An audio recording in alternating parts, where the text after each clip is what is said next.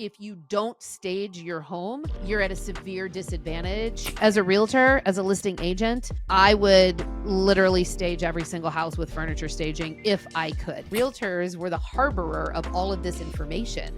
And the only way to know what a house looked like inside was to actually go see it. Now, buyers have all of that information in the palm of their hand. They buy a house because they love the house. And so we have to elicit that emotion. Yeah, is staging your home worth it? This is really a big conversation that I have with my clients every single time I meet with them. So, the short answer is absolutely it is worth it, to the point where if you don't stage your home, you're at a severe disadvantage trying to compete in the market. So, let me break it down a little bit. There are really what I would say three types of staging. So, one type of staging is what we call occupied staging. And that's where we have professionals. So my team, we've got stagers who will go out to the house and they will just basically take what you have got, your furniture, your decorations, rearrange some stuff, and they will create better spacing for visual, for buyers, for movement and that sort of thing. And I think that's absolutely important. We all have clutter in our house. There are just things that we don't see anymore because we live in it. And so having that third person come in and prep your house using your stuff is hands down the best money ever spent. So usually stagers will charge, I don't know, anywhere from, maybe $400 to $600 or so is sort of a price range for what we call occupied staging. So that's assuming that you've already got some pretty good pieces in your house, then that's great. Second one is what we call accessory staging.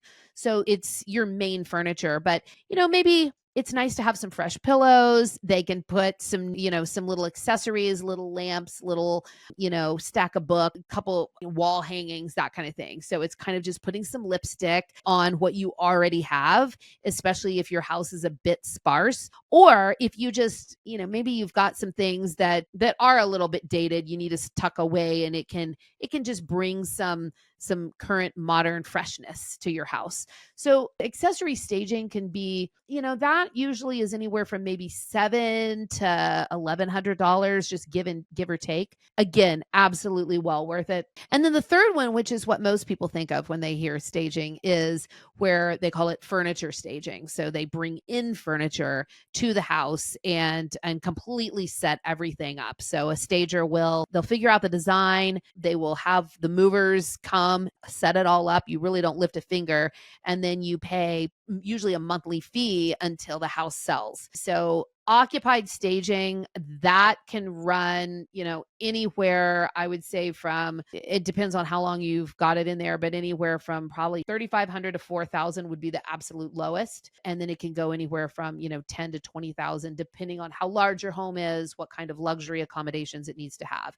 But there is absolutely not a home that is too, entry level to have staging. I stage entry level condos, I stage luxury homes. It doesn't really matter. But as a realtor, as a listing agent, I would literally stage every single house with furniture staging if I could. And here's a couple of reasons why. Staging got very, very popular during the HGTV boom.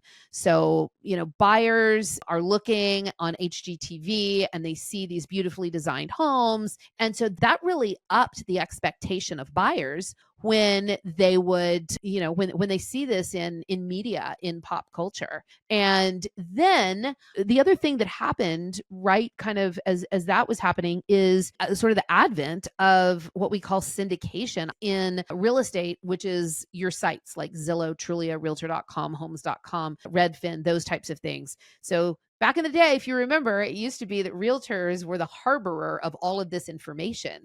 And the only way to know what a house looked like inside was to actually go see it. And so realtors did a lot of brokers opens, and we would do a lot of caravans and stuff so we could canvas and basically curate a nice experience for what our buyers were looking for. Now, buyers have all of that information in the palm of their hand. So how your house looks online is absolutely everything. Absolutely everything. You need professional photography and it needs to be well staged because you're competing in a market where your neighbors and your community have already done that. And it is all about condition and emotion and falling in love with a home. I mean, how many times do you hear buyers that say, I love this home? That's emotion. You don't hear buyers that say, well, I'm purchasing this house because it's 1,536 square feet and because the bedroom size is 12 by 10.